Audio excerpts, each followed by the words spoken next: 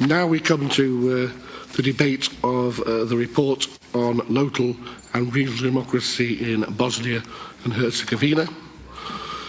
The report follows on from two visits made in April and December last year. It is my very great pleasure to give the floor to the rapporteurs. First of all, Mr. Jean-Marie BELLIARD, ici, no? Yeah. Mr. Beta, yes. Thank you. After this, they'll... Oh dear, yeah. Okay. After this, there will be an opportunity for a debate, and then we'll vote on the draft recommendation. Can I remind you this is in document CG 2212, to which 2 amendments have been tabled. The floor is now yours, sir. Dear colleagues, it's a great pleasure for me to present you today the recommendation and explanatory memorandum on local and regional democracy in Bosnia and Herzegovina. My colleague Jean-Marie BELLIARD and myself, in our capacity as co-rapporteur on local and regional democracy, carried out 2 consecutive monitoring visits to Bosnia and Herzegovina in April and in December 2011. During these 2 missions, we visited Sarajevo, Banja Luka, Brčko and Mostar. We met with representatives of state institutions, the constituent entities, the Federation of Bosnia and Herzegovina, the Republika Srpska and Brčko district, as well as the local authorities and their associations and the international community. For more details, you can consult the program of both visits in the Annex 1 of the draft report. May I take this opportunity to thank all our interlocutors for their cooperation and for the open and fruitful dialogue that we had on this occasion. I would also like to thank Ms. Elena Simina Tănăsescu, our consultant and member of the group of independent experts on the European Charter of Local Self-Government, for her very valuable assistance during the visit. Dear colleagues, I will briefly inform you about the positive findings and the areas of concern raised in our report, and will then let my colleague Jean-Marie BELLIARD to present the draft recommendations which approved by the monitoring committee in Stockholm. Since our last visit to Bosnia and Herzegovina, the delegation has been informed that after 15 months of political and institutional deadlock, which has had undeniable repercussions on local self-government and regional democracy, the new government has been formed. The political parties have finally reached a consensus and put the interest of people of Bosnia and Herzegovina beyond the political conjuncture. Law on the census of population and law on the state aid were adopted on February 3rd, 2012 by the House of People. And we would like to welcome the statement of the Prime Minister of Bosnia and Herzegovina that they would proceed with the constitutional reform and fulfill the conditions for the European Union in the next couple of months. We have noted that in general on the paper the Bosnia and Herzegovina legislation on local self-government is compatible with the principle of the Charter. There is still a lot of problems, in particular because of complex institutional structure of Bosnia and Herzegovina, but what is important is that we have observed the consensus about the need to ensure consistency in the legislation on local self-government at all levels. In this context, we would like to welcome also legislative progress at local level in some areas such as education, local transport and road network. We would also like to encourage the development of the local self-government reform in the Republika Srpska. The inter-municipal cooperation between Sarajevo and East Sarajevo should be also encouraged. During our meeting with the representatives of Sarajevo City Council in the presence of a delegation from East Sarajevo City Hall, both delegations stated that beyond any ethnic or political divides, the city's needs, including local public service provision, could bring both sides together. Finally, we would like to welcome the development of regional initiatives conducive to reconciliation in the region. Nevertheless, despite some progress, we are obliged to state the lack of action on Congress recommendations 202 from 2006 on local and regional democracy. The main points of concern are the following. The constitutional guarantees governing the relations between the various levels of local self-government have not yet been put in place.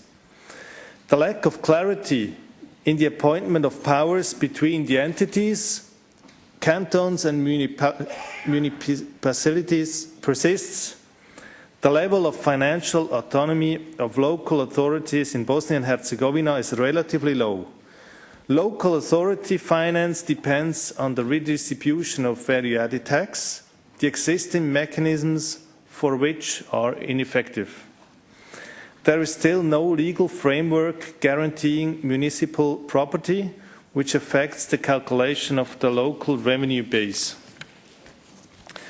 The great fragmentation of the territory of Bosnia and Herzegovina means that some municipalities are unable to exercise their powers. Intermunicipal cooperation exists in very limited form, even if some initiatives seem to be developed in this direction. The existing legal framework does not take account of the special status of Sarajevo and its specific powers and responsibilities as the capital of Bosnia and Herzegovina and Federation of Bosnia and Herzegovina. The city of Banja Luka, which operates as de facto capital of Republika Srpska, does not have a special status. With regard to the statute of the city of Mostar, the inequity in electoral rights in the municipal council is in breach of Article 3 of the Charter. Colleagues, I thank you for your attention. My colleague Jean-Marie BELLIARD will now present the draft recommendation we would like to address to the authorities of Bosnia and Herzegovina. Thank you. Thank you very much indeed. Mr. Jean-Marie BELLIARD, the floor is yours. You can stay in your seat, it is fine. Stay where you are there, that's fine. Ok, je vais rester là. Je vais rester là. Bon, merci, Monsieur le Président. Thank you, President, ladies and gentlemen, colleagues. My colleague Beat HIRS has provided you with a detailed analysis of the situation of local and regional democracy in Bosnia and Herzegovina. When it comes to the recommendations which we propose, the aim of these is to improve the way in which local democracy in the countries function, and we propose the following points to the authorities. First of all, we urge the entities of Bosnia and Herzegovina to draw upon reform plans on decentralization and practical implementation of the principles set out in the Charter. Number two, revise the state constitution with a reference to the principle of local self-government in the constitution, to adopt and implement the law on the census of population in Bosnia and Herzegovina, and give political, administrative and financial support to the preparation and organization of the census, which would make it possible to implement effective public policies at local authority level. It's also necessary to review the legislation on local self-government within the entities, cantons and municipalities with a view to ensuring clear apportionment of the powers of each of these. Of course, it is essential to allocate to all local authorities sufficient financial resources in proportion to their powers and responsibilities. It's also necessary to revise the existing legal provisions on financial equalization. It is essential to adopt a legal framework recognizing municipal property.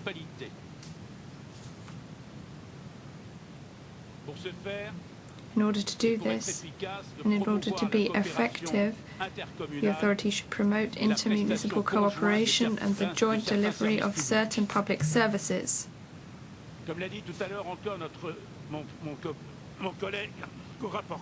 As my colleague, co-rapporteur, has already said, we need to grant Sarajevo a special status which recognizes its double characteristic as the capital of Bosnia and Herzegovina and of the Federation of Bosnia and Herzegovina.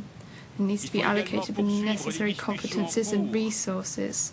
We also need to continue the ongoing discussion to revise the constitution of the Republika Srpska in order to grant special status to the city of Banja Luka in Republika Srpska and assign it appropriate powers and resources.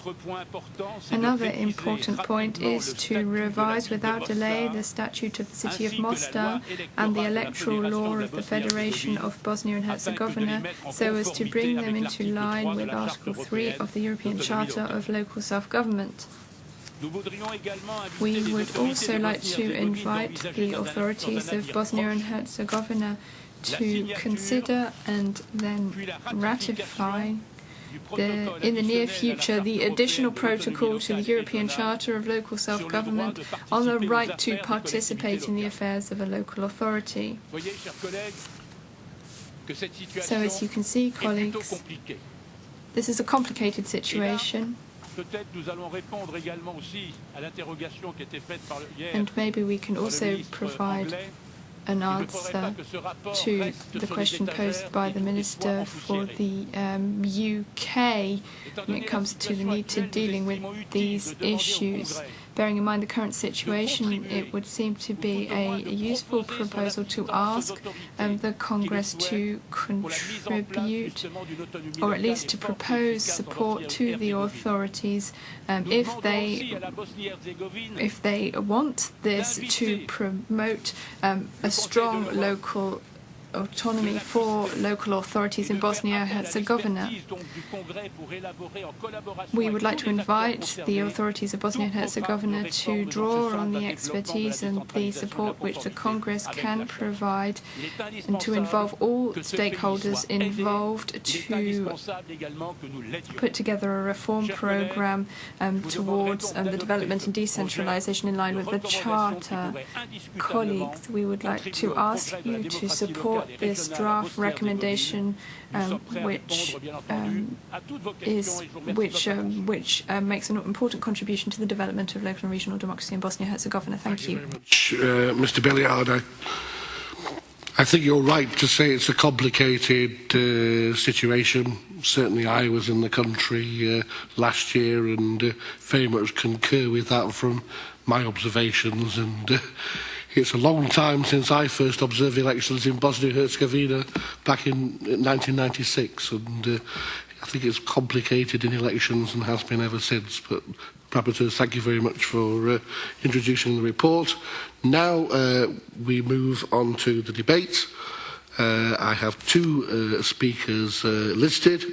The first speaker is Mr. Valery Kardakov from the Russian Federation. The floor is yours.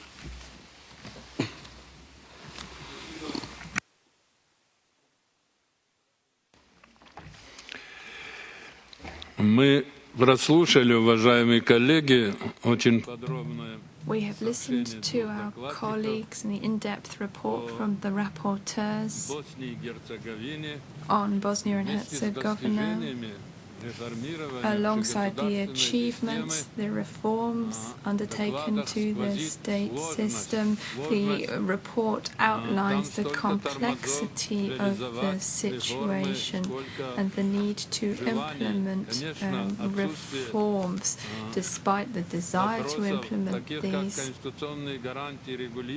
there are problems when it comes to the guarantees for guaranteeing the balance between different levels of government, and also providing the necessary financial resources to guarantee effective local self-government. So there is this negative evaluation. To this we need to add the nature of the economy of this country, which is very complex, and this needs to be taken into account, bearing in mind European standards. In the Russian Federation we have complex republics where ethnic factors play a role in the way in which the administration is put together and the way in which it works. But this situation has existed for a long time, and you see this in Bosnia and Herzegovina as well, that the situation is changed.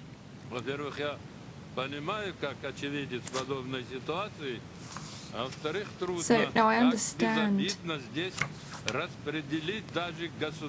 your evaluation of the situation, but I think maybe a shortcoming here is the duty of the state and this factor there and the contribution which that can make. So for this reason, myself and a group of my colleagues from the Russian Federation have tabled a couple of amendments.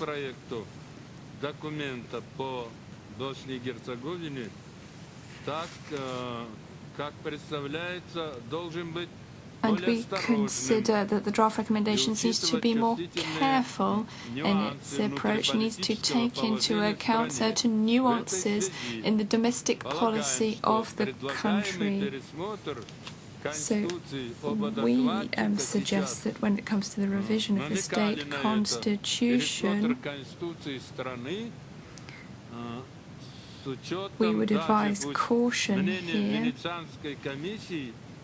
The paragraph relating to the state constitution, in accordance with the opinion of the Venice Commission, that this could have negative consequences, particularly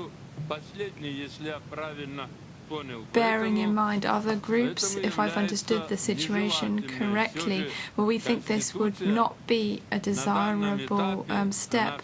The Constitution is the leading document at this stage, so it's essential to look to guarantee the necessary balance, and it shouldn't be touched. The Constitution should be left alone.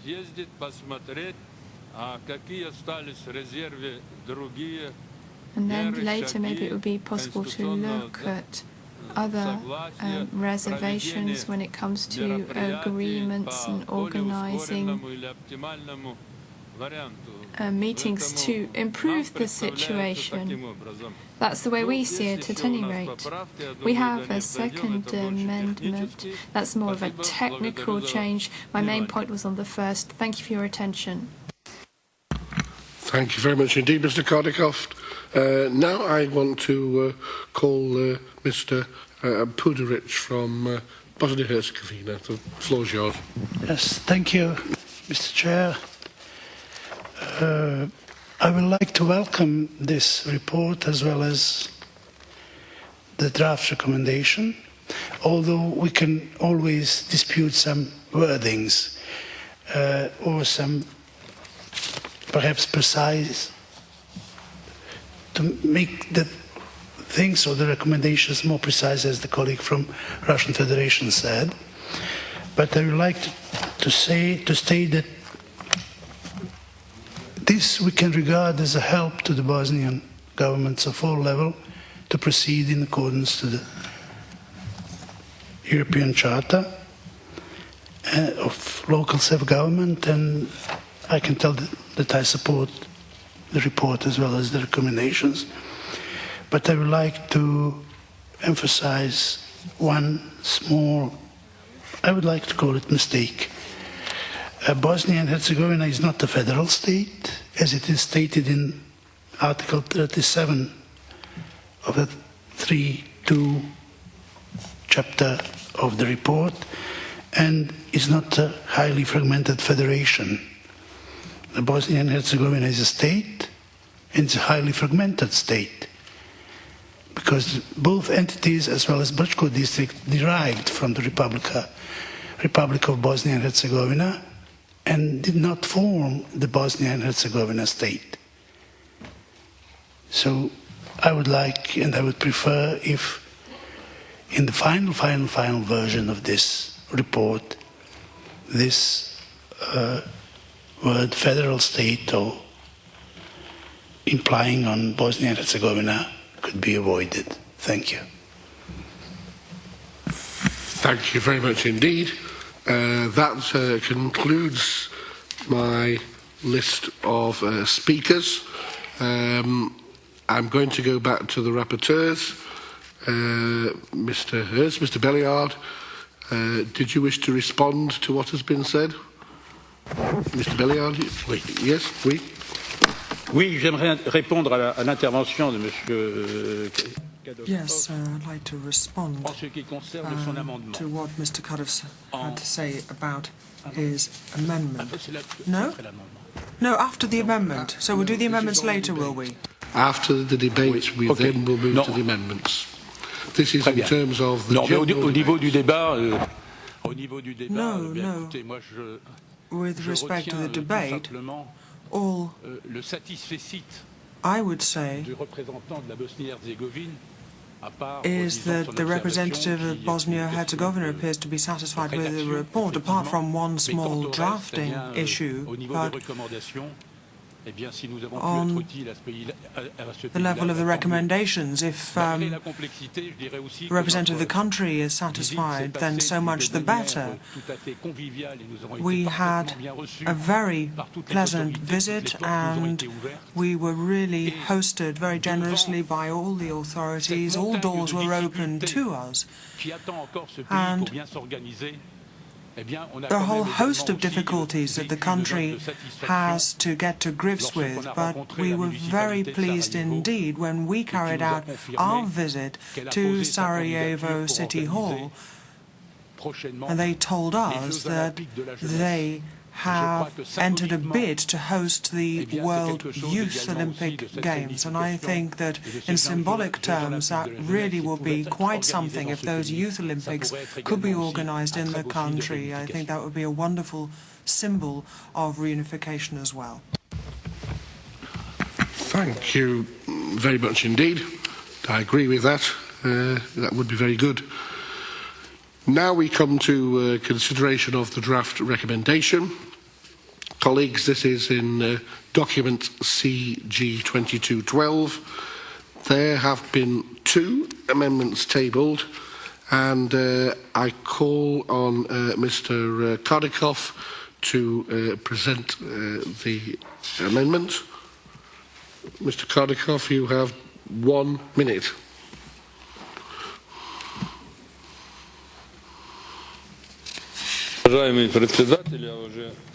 President, well, I've already spoken on this, but our amendment is in relation to paragraph 5, the need to delete subparagraph B, the paragraph relating to, also relates to a decision taken by the Parliamentary Assembly last year. Thank you very much indeed. Rapporteur, would you like to express opinion? Oh, I'm sorry. First of all, does anybody wish to speak against the amendment? I don't see anyone. So, rapporteurs, Mr. Belliard, could you give us your opinion? Bien. Tout à fait. Alors, en concertation avec Absolutely. Well, in agreement with my colleague, nous vous proposerons d'ailleurs, après mon exposé, de rejeter cet amendement. well, what we will suggest is that we reject this amendment. Let me tell you why. Well, this amendment has to do specifically with the concept of local self-government, and This principle is not currently enshrined in the state constitution, but the concept is recognized by the entities, so the Republic of Srpska, for example, the Federation of Bosnia and Herzegovina, do take account of that concept, so of the recommendation on local self-government. And my colleague and I feel that it is absolutely vital, as a matter of urgency, that we maintain this proposal, particularly since it refers to a recommendation by the Venice Commission, which is, after all, a Council of Europe body which is highly respected for its opinion. So I don't think that we should be rejecting something. We do need those constitutions to be brought into line with one another. And I know that there are big problems with that article in the entities because they do want to have recourse to the state when it comes to the issue of self-government. And the state says, well, we can't do anything, it's not in the Constitution. So there's a disconnect between the two, if you like, and that is why I would move that we reject this amendment, because, as I say, it is going to stand in the way of the sound construction of the country. Thank you very much. Chair of Monitoring Committee, do you have a view? Thank you. I would like to say that I support the rapporteur very much here. I think we can't accept such an amendment, and also we should respect also this, the work of the Venice Commission, which is a very important commission, giving the member states of the Council of Europe judicial advice on particularly constitutions and election laws. And that's why I think if we accept this amendment, this would also mean that we do not support the work of the Venice Commission. So my proposal is that we reject the amendment. Thank you very much. So now I'll put the amendment to the vote using the electronic voting system. You should all be experts at this by now, but just to remind you, press 1 or A to vote for, or press 2 or B to vote against, or 3 or C to abstain. And the vote is now open for 15 seconds.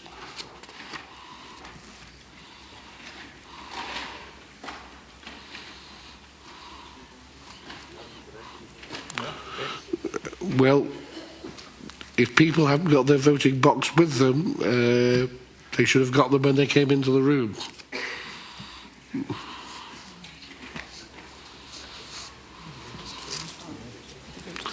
So now the vote is closed, and I see there are 27 votes in favour, 39 against, 6 abstentions, so the amendment is not carried, agreed to. I now move to the second amendment. Mr. Kardikov, would you like to move your second amendment, please?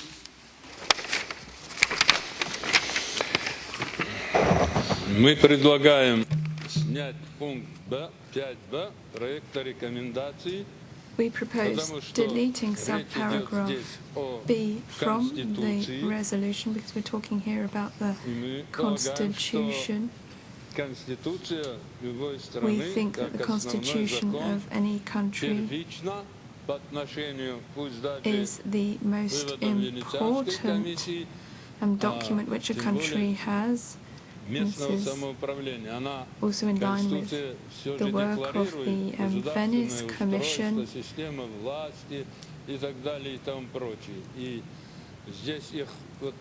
And this is an essential, so телегу лошади нам не представляется нужным. We don't think that this paragraph is necessary, so we suggest deleting this paragraph from the recommendation. Thank you, Mr. Kodakov. Does anybody wish to speak against the amendments? I don't see anyone. Well, you get your chance as rapporteurs. I'll come to you now. And Mr. Belliard, are you going to respond? Who's going to respond? Yes. Yes, I think we have a confusion. We have already voted about Amendment 1, so we should talk about Amendment 2. We are on Amendment 2. This is Amendment 2 on which we're voting. Amendment 2 in the written, which is in the written notes, we agree in Amendment 2. It's a minor change we can accept, but the comment of Mr. Kodakov, he commented on Amendment 1, which we already have voted. So there might be a confusion. Amendment 2, we agree. Okay, well, despite what people say, it is very clearly we've dealt with Amendment 1, which was rejected. We're now dealing with Amendment 2. So the rapporteurs have expressed an opinion in support. Chair of Monitoring, would you like to say something as well? Yes, concerning Amendment 2. Yes, I am supporting the amendment, and also we could add that since the visit of rapporteurs to Bosnia and Herzegovina, the census legislation was fully adopted by the two houses, House of People and House of Representatives. So I, of course, fully agree with this amendment. Thank you very much. So now I'm going to put the amendment to the vote. Rapporteurs, you've got your boxes now, so you can vote as well. So again, this will be done electronically, and you have 15 seconds starting now. The vote is open. That's the cue for the man. No.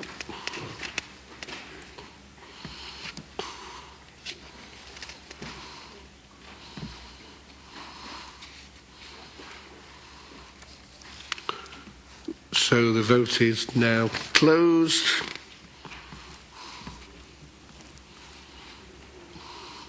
And there are 56 votes in favour, 10 against, 6 abstentions, so I declare that amendment is carried.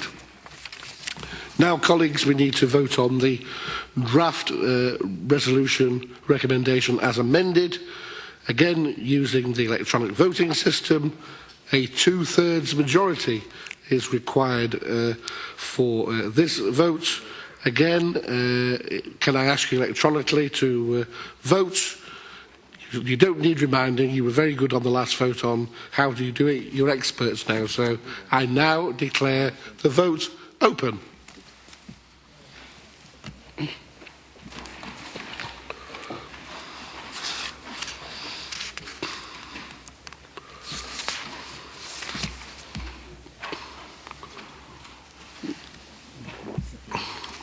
And now closed.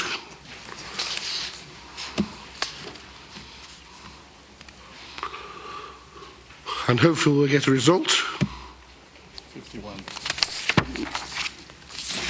There are 74 in favour, 2 against, 2 abstentions. So that's very clearly a 2/3 majority. So I declare the recommendation adopted. And I congratulate the rapporteurs and the Chair of Monitoring for their assistance, and the debate is now closed. Colleagues, now the 22nd session of the Congress is coming to a close. my voice almost is following that fairly quickly as well. As I said at the opening, this is the last session for which we meet in our current composition. For me personally, this will be my last session as Congress President, but also as a Congress member. I know that many colleagues, including some current or former Vice Presidents, will also be leaving this institution, to which we've dedicated so many years of our lives.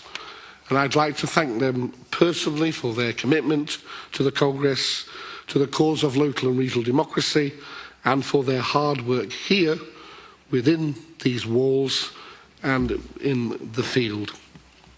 In October, the Congress will have a new face. This session has shown that we are leaving it, I think, in excellent shape. Reformed, reinvigorated, set on the course of action which is both targeted at the needs of our communities and absolutely in step with the priorities of the Council of Europe. The statement by Secretary-General Jagland during this session is yet more proof of this. Our exchanges with representatives of both current and future chairmanships of the Committee of Ministers have also shown that our dialogue with national governments is growing stronger and stronger and is becoming more geared towards practical achievements. We are set on pursuing this objective through our cooperation and assistance programmes tailored to specific countries. Dear colleagues, I thank you for your active participation